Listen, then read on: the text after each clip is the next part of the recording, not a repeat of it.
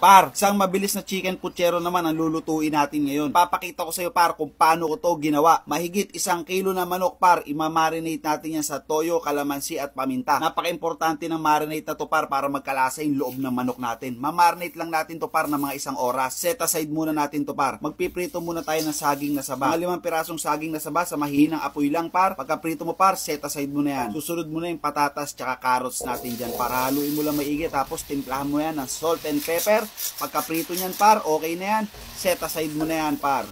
Par, share mo tong video par kung nagugustuhan mo ah.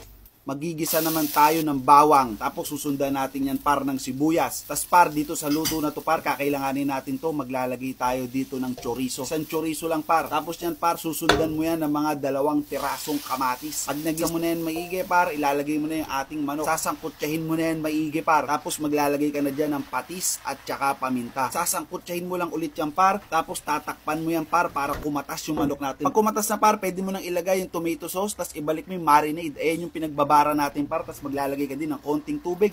Tapos par, tatakpan mo yan par. Papakuluan lang natin tong ating manok par hanggang sa lumambot. Pag malambot na par, ibabalik na natin mga pinrito natin kanina, yung carrots, patatas at yung saba. Tapos ilalagay na natin yung mga gulay natin dyan par, yung pecha, yung baguio beans, tsaka yung repolyo. Tatakpan mo lang saglit. Okay na par, finished product na. Salamat sa inyo.